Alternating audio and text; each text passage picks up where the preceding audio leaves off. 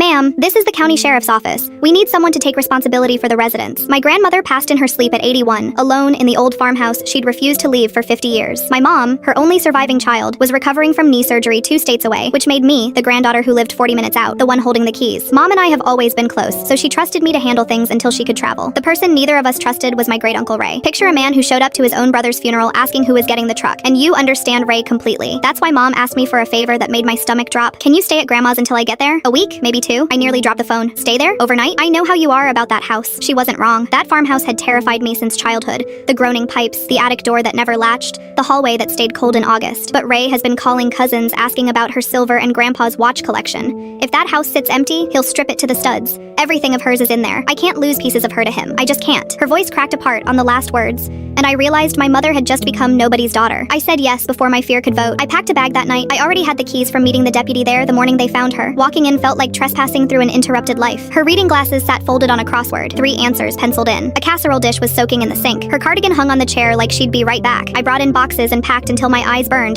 then made up the couch. On my way, I noticed the back porch door unlocked. Odd. Grandma was religious about locks. I bolted it and went to sleep. The next morning, the door was unlocked again. I stood staring at it, telling myself I'd misremembered. But that evening after work, I found a kitchen chair moved from the table to the window, and a coffee mug in the drying rack that had not been there. I called the sheriff's non-emergency line, feeling insane. A deputy walked the property, found nothing forced, and gently suggested that grief does things to memory. He recommended I get some rest, in the tone you'd use on a child. That night, I dreamed of my grandmother sitting in that moved chair, looking out the window, waiting. I jolted awake on the couch at 2 a.m., heart slamming, and realized I could smell coffee. Not dream coffee, real coffee, drifting from the kitchen. Then something thudded softly in the dining room behind me. I spun and hit the lamp switch. Ray, my infamous great-uncle, frozen mid-reach over the sideboard, holding Grandma's silver chest with the lid tipped open, forks sliding out onto the rug. He'd let himself in with a key nobody knew he had. All my fear converted instantly to fury. I lit into him, how he couldn't even wait until his niece buried her mother. But before he could produce whatever oily excuse he'd prepared, his eyes slid past my shoulder and went wide. He made a sound I have never heard an adult man make, dropped the silver chest, and bolted through the front door into the dark. I turned around. Standing in the kitchen doorway was a tiny, white-haired woman in a flannel nightgown holding a percolator. I screamed. She screamed. The percolator sloshed. Who? I finally managed. Are you? Dottie, she said, hand on her chest. From the next farm over. Oh, honey, you must be June's granddaughter. It tumbled out. Her own power had been out for a week, a downed line the co-op kept promising to fix. My grandmother had given her a porch key years ago, and standing permission to come use the stove, the coffee pot, the warm kitchen whenever she needed. I've been coming at night so I wouldn't bother you, she said. I didn't know how to introduce myself. What do you say? Hello, I've been in your dead friend's kitchen? Then her face crumpled. Junie was my best friend for 40 years. We sat at that table until sunrise, and she told me stories about my grandmother I'd never heard. Mom arrived that weekend. Ray hasn't called a single cousin since. Apparently being caught red-handed by what he believed was his dead sister-in-law rearranged something in him permanently. Dottie got her power back Tuesday. She still comes for coffee. Now she uses the front door.